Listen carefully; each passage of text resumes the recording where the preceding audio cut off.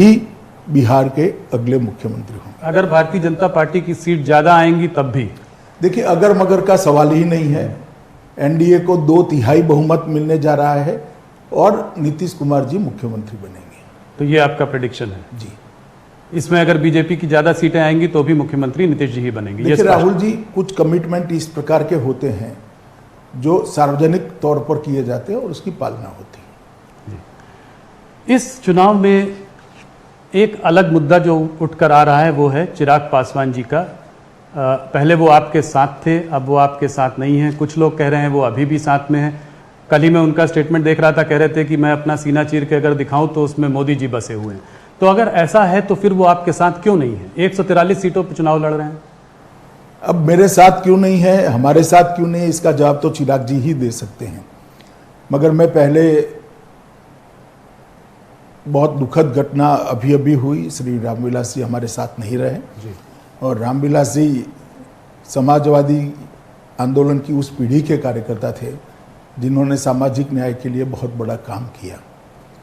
लगभग 5 दशक तक देश की राजनीति को वो योगदान करते रहे और बिहार के ही थे और खास कर दलितों के लिए बहुत बड़े नेता रहे।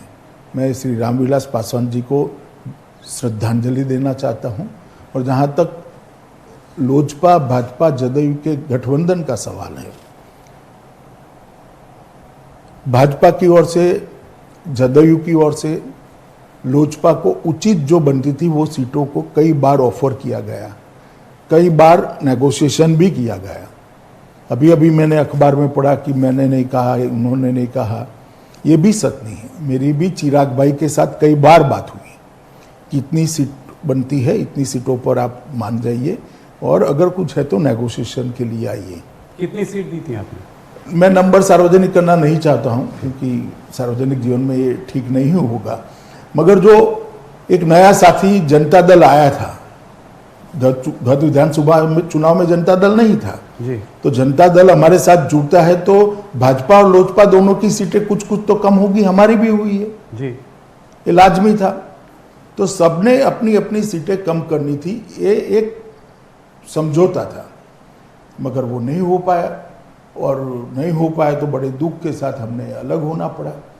और उन्होंने एक तरफा कुछ बयान भी दिए, वो बयानों का भी रिएक्शन भारतीय जनता पार्टी और जदयू के कार्यकर्ताओं में भी आया। तो गठबंधन के लिए बड़ी दिक्कत थी और फिर भी हमने नहीं तोड़ा। अंततोगत्वा तोड़ने की घोषणा उनकी ओर से ही हुई। और आने वाले समय में क्या वापस आने की संभावना है?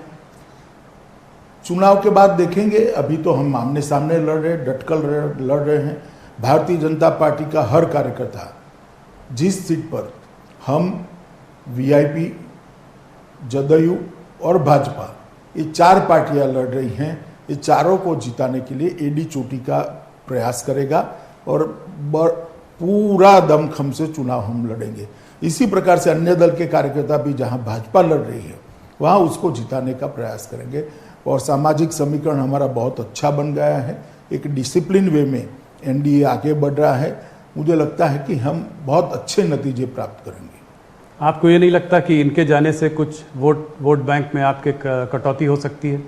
देखिए, साथी जाने का दुख भी होता है, साथी जाने का नुकसान भी होता है। मगर जब आपके हाथ में बात ही न हो तो आप क्या कर सकते हो? इसके सामने हमारे पास वीआईपी पार्टी आई है जो पिछड़े वर्ग के बड़े वर्ग का समर्थन करती है, समर्थन उसको प्राप्त है। मांझी जी भी आए हैं। तो कुल मिलाकर हमारा गठबंधन सामाजिक रूप से बहुत मजबूत गठबंधन है और मुझे लगता है कि बिहार की जनता समझ रही है कि गठबंधन नहीं हुआ उसमें दोष किसका है। तो आप ये कह रहे हैं कि चुनाव एक बार हो जाएं, उसके बाद चिराग पासवान जी के वापस आने की संभावना बन भी सकती है उस वक्त? मैंने ऐसा नहीं कहा, मैंने कहा चुनाव के बाद देखेंगे, परंतु चुनाव में 2/3 बहुमत से हमारा गठबंधन विजयी होगा, सरकार बनाएगा जिसके मुखिया नीतीश होगा। बहुत दिनों से ये बात, इस बात में हम लोगों ने, मैंने आपसे पहले भी इंटरव्यू में पूछा है, इस बात की चर्चा भी रही है, आपके कैडर्स की डिमांड भी रही है, लोग ये जानना भी चाहते रहे हैं कि भारतीय जनता पार्टी बिहार में चुनाव अकेले क्यों नहीं लड़ती है? देखिए, जहाँ तक अकेले लड़ने का सवाल है, पार्टी के संगठन का विस्तार कितना हुआ है, विस्तार कर कर नीचे तक पैंट कितनी बनी है। और नीतीश कुमार जी जब से एनडीए बना तब से हमारे साथी हैं। पहले समता पार्टी हुआ करती थी, जॉर्ज साहब नेतृत्व करते थे, शरद यादव जी करते थे, बाद में नीतीश कुमार जी के हाथ में नेतृत्व आया, तो तब से हमारे पुराने साथी हैं और तोड़ने का कोई कारण नहीं है। एक बार बीच में थोड़ी गड़बड़ हुई थी, टूटा था, मगर अच्छा ही हुआ, फिर से आज वो एनडीए में है। तो सिर्फ विस्तार के लिए अकेला लड़ना वो ठीक नहीं है, गठबंधन का एक धर्म होता है, तो हमने धर्म को निभाया है और हम चाहते हैं कि नीतीश कुमार जी के नेतृत्व में जो विकास हुआ है 15 सालों में वो बरकरार रहे। ऊपर मोदी जी, नीचे नीतीश जी, ये डबल इंजन वाली सरकार बिहार को विकसित राज्य बनाने की दिशा में बहुत द्रुत गति से आगे ले जाएगी। आप जब जनता के बीच आज जा रहे हैं इस गठबंधन के साथ, तो पिछले 15 साल में क्या क्या आपकी सरकार ने किया है जिसको कि आप जनता के सामने लेकर जा रहे हैं? ये 15 बनाम 15 जो आप 15 साल अपने और 15 साल लालू जी के कंपेयर करने की कोशिश कर रहे हैं, इसमें आप क्या बोल रहे हैं जनता को? सिर्फ इतना ही नहीं है जी, आप बिहार के 15 साल लालू जी के और 15 साल नीतीश जी के कंपेयर करना है तो मैं अभी कर देता हूं, मगर इसके साथ साथ केंद्र में श्री नरेंद्र मोदी जी की सरकार बनने के बाद 10 साल भी नहीं हुए, 6 साल समाप्त हुए।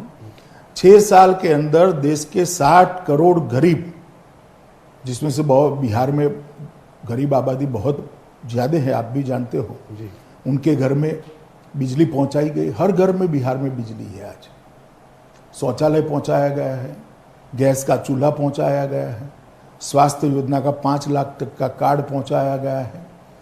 ढेर सारी सुविधाएं उनको देने का काम भारतीय जनता पार्टी की सरकार ने किया है। एक प्रकार से गरीबों को नारे की जगह एम्पावर करने का काम श्री नरेंद्र मोदी जी ने किया है। 1,25,000 करोड़ का पैकेज दिया था, दुर्भाग्य से हम चुनाव हार गए। सब मानते थे अब पैकेज का क्या होगा। हम